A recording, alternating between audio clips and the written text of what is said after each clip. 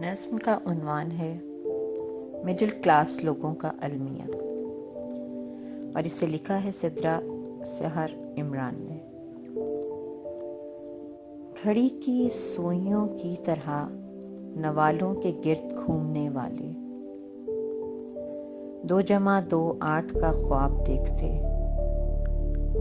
دفتروں میں بچھے کاغذوں میں دبے ہوئے اپنی بدرنگی پتلونوں کی سلائیاں چھپاتے، خشک زبانوں سے باس کی کرسیاں صاف کرتے، کھڑکھڑاتے نوٹوں کی مہک سے سانسوں کی رفو گری کرتے، جھوٹ کی ریزگاری سے اپنے لیے جنتوں میں محل خریدتے، مسجدوں کے نام بچی کھچی روٹیوں کی طرح آدھی پونی نمازیں لکھ کر حوروں کے تصور سے لرزتے بہکتے، فراز کی شاعری سے راتوں کے کش لگاتے، دن کے داغ دھوتے،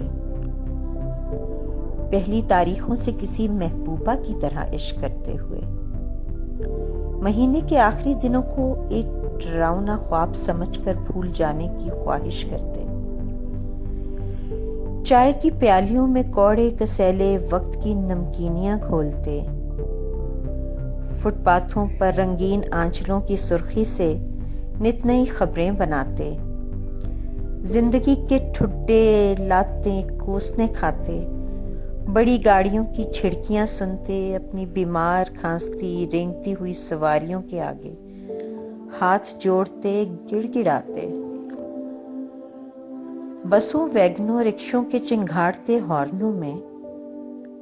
ارینجڈ میرج کے باجے بجاتے ہوئے کی طرح بھن بھناتے،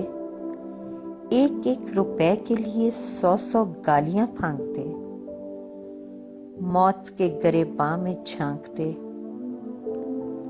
پرانے جوتوں کی طرح زندگی کے لنڈا بازار میں سستے داموں بک رہے ہیں،